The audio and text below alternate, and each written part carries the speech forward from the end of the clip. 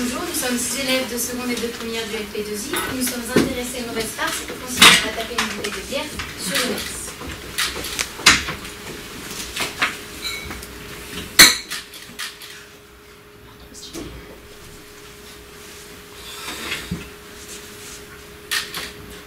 Alors pourquoi s'être intéressé? Eh bien parce que comme nous l'avons vu, lorsqu'on tape une bouteille de bière sur une autre, c'est toujours la bouteille du dessous qui mousse.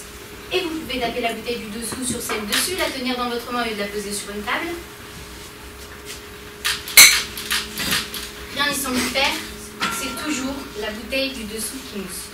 Nous avons alors voulu savoir pourquoi, et pour cela, nous avons commencé par observer attentivement le phénomène, puis nous avons mené des expériences plus quantitatives afin de valider certaines de nos hypothèses. C'est cette démarche d'investigation que nous avons suivie que nous vous présentons ici.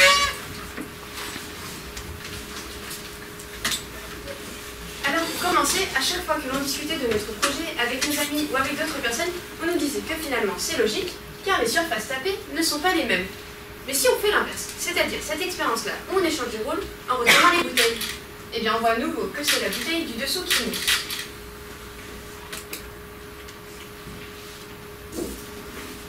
Alors oui, ça mousse, mais est-ce qu'on peut être un peu plus précis? En gros, est-ce qu'il y a un endroit particulier où se forment des bulles, ou encore est-ce que leur quantité varie en fonction de la force du coup porté sur la bouteille? À travers ces questions, on se rendait compte que l'on commençait à vouloir être plus précis dans nos observations, et donc il fallait que nos expériences nous permettent d'atteindre ces précisions. Dans un premier temps, nous avons commencé par imaginer un dispositif permettant de contrôler la force du coup porté sur la bouteille.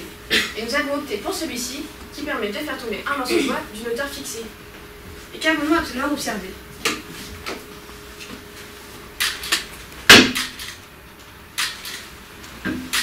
Eh bien, les bulles partent du bas, et ce, quelle que soit la force du coup portée sur la bouteille. Nous n'observons pas un simple filet de bulles comme on peut le voir dans le Perrier ou le Champagne lorsqu'on ouvre une bouteille, mais un véritable nuage de bulles très fines et très denses qui apparaît dans le fond de celle-ci. Mais alors, comment se fait-il qu'en tapant en haut de la bouteille, on obtienne des bulles en bas?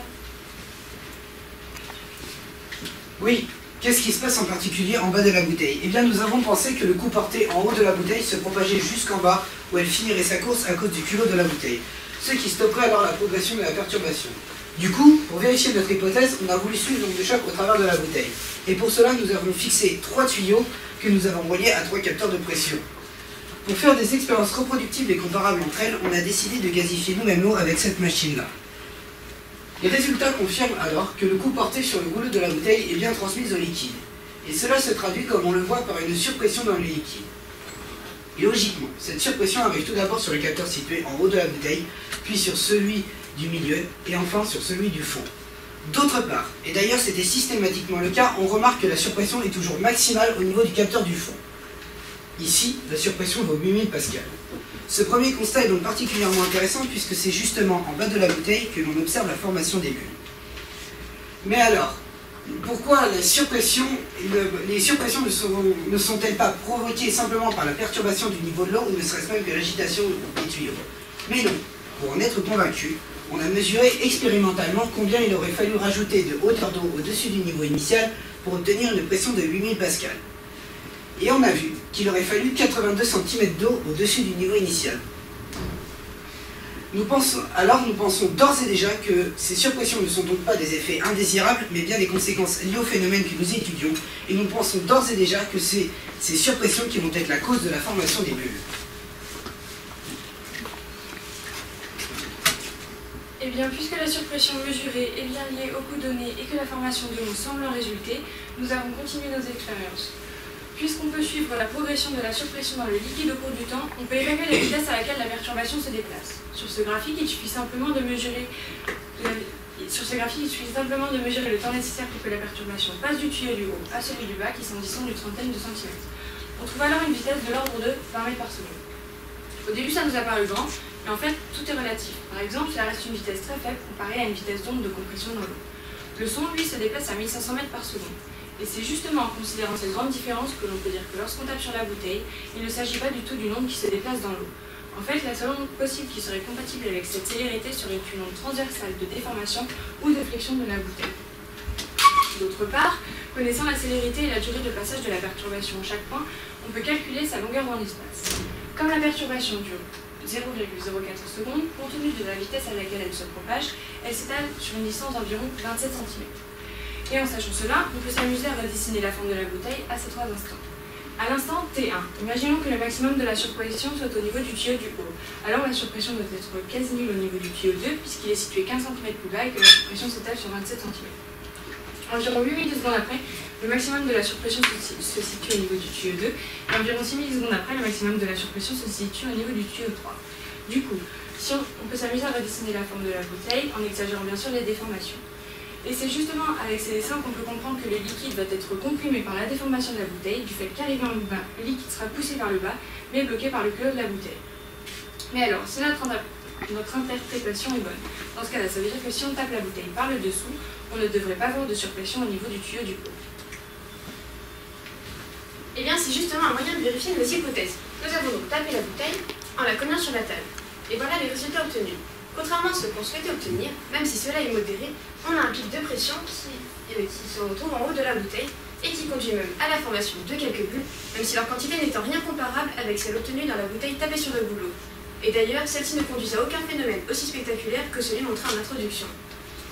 Ce résultat nous a d'abord un peu contrariés car il allait à l'encontre de ce que l'on pensait. Mais nous avons alors pensé que la forme affinée de la bouteille au niveau du goulot pourrait bien elle aussi jouer un rôle de compresseur en empêchant notamment la bouteille de s'évaser lorsque la perturbation arrive de ce côté-ci. Bon, et bien si c'est le goulot qui gêne, on l'enlève, on l'a donc coupé et recommencé l'expérience. Et les résultats montrent clairement que la surpression du haut disparaît. Nous avons alors pu comprendre l'origine de la forte surpression obtenue dans la bouteille. Oui, enfin, il y a tout de même une question à laquelle nous n'avons pas répondu. Comment une surpression peut être à l'origine de la formation de bulles? Quand on débouche une bouteille d'eau gazeuse, c'est au contraire une dépression qui conduit à la formation de bulles.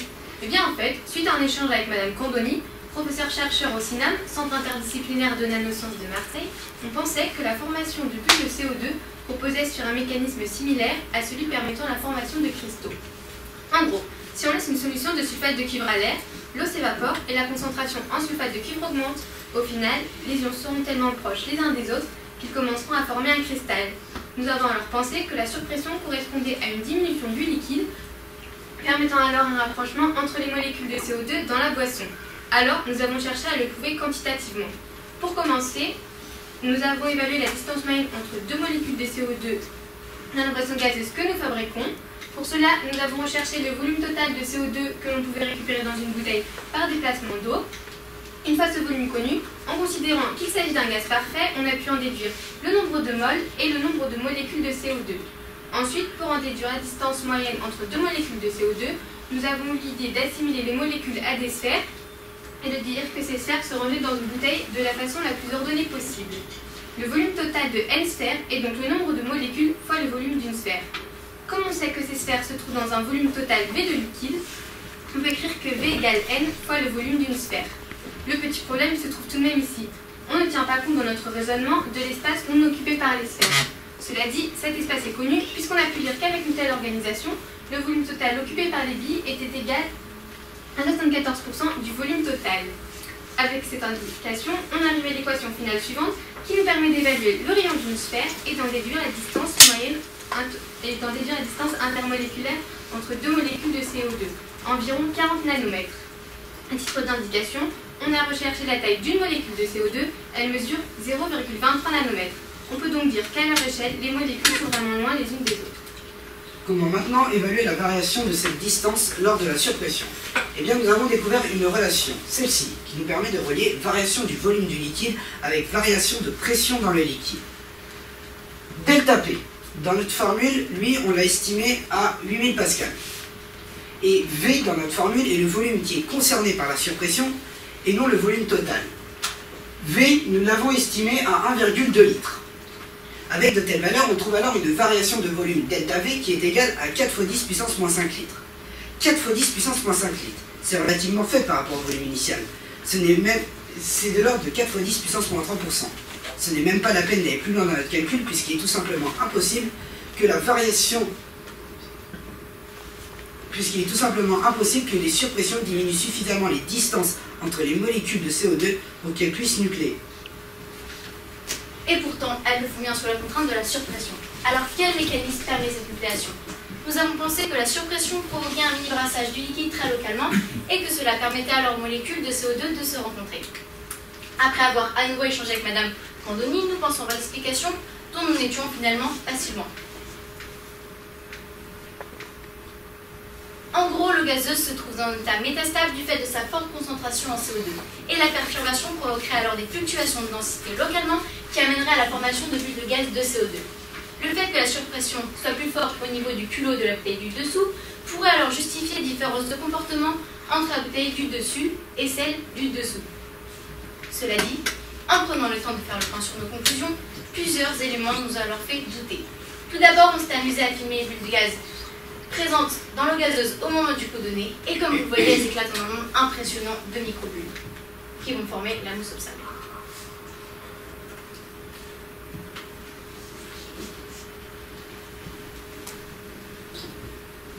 Attendez, je vous le repasse.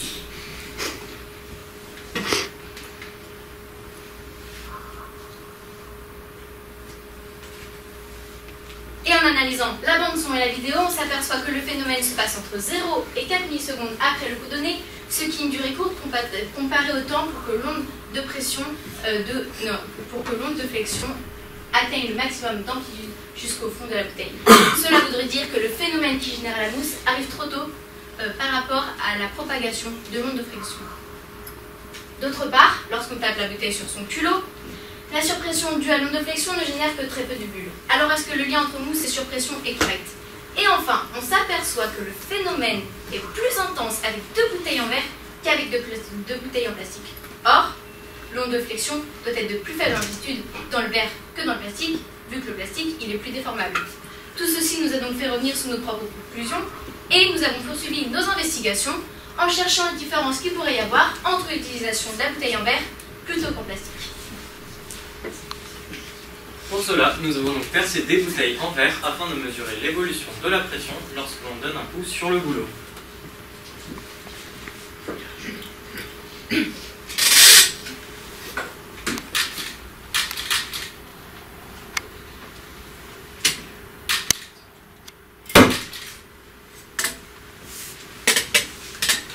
Comme nous le présentions, on observe l'évolution lente de la surpression, mais comme nous pouvons nous y attendre, l'amplitude de cette onde est bien moins importante puisque le plastique, plus que le verre, est moins déformable que le plastique.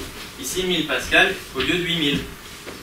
Bon, ces résultats nous apportent quelque chose de nouveau puisque en effet ici on observe une variation beaucoup plus rapide de la pression qui ne serait non pas due à une onde de flexion mais à une onde de compression. Notre but étant de différencier la bouteille du haut de la bouteille du dessus, nous avons donc refait l'expérience en frappant la bouteille par son culot. Et voici les résultats. Il montre que lorsque l'on donne un coup sur le culot, on a une très forte surpression, alors que lorsque l'on donne un coup sur le goulot, on a d'abord une dépression, puis une surpression, et ça systématiquement, ainsi de suite.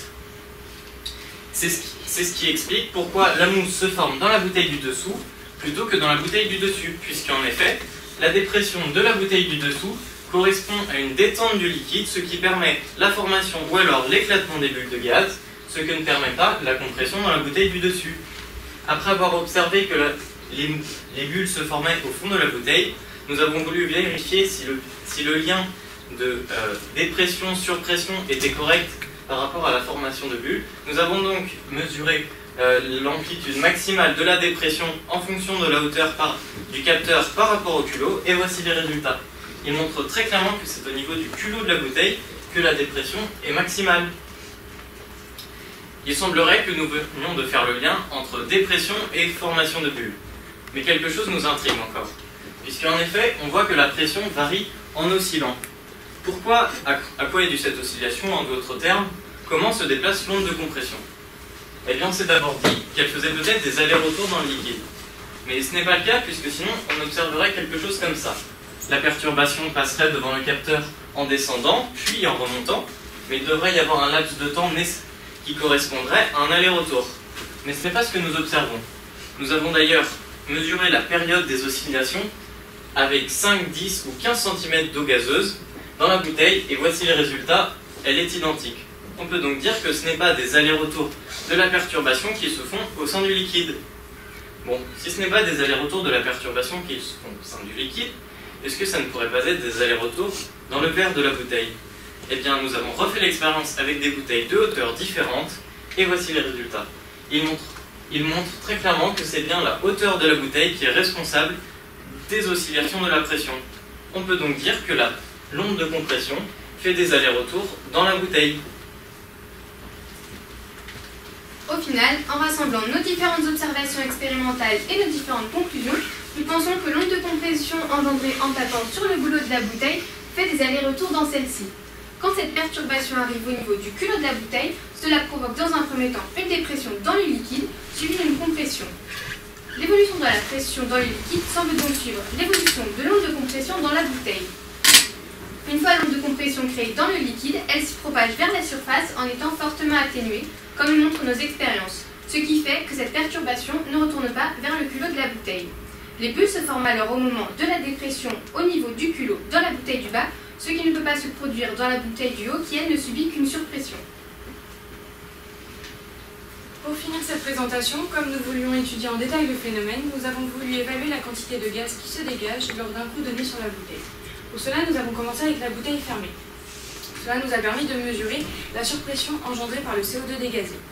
Comme le CO2 qui se dégage se rajoute à celui déjà présent dans la bouteille, en assimilant le gaz à un gaz parfait, on conclut que 4% du gaz se dégage lors d'un coup porté sur la bouteille.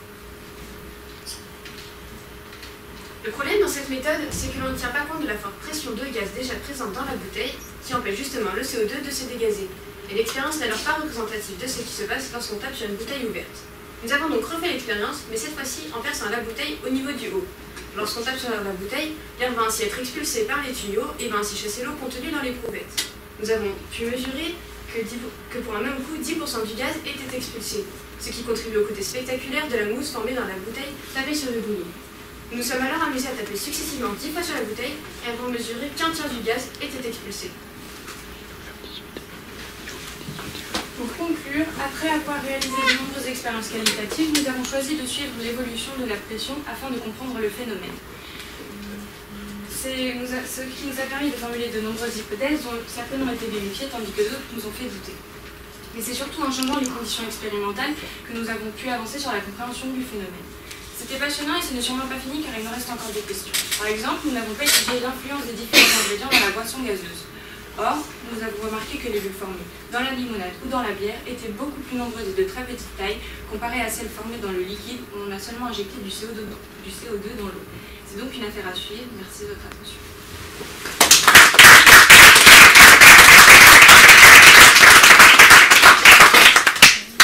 Nous vous remercions pour cette présentation très dynamique avec de nombreuses expériences et changements de paramètres qui ont été faits tout au long de votre étude et qui ont été retranscrits dans votre mémoire.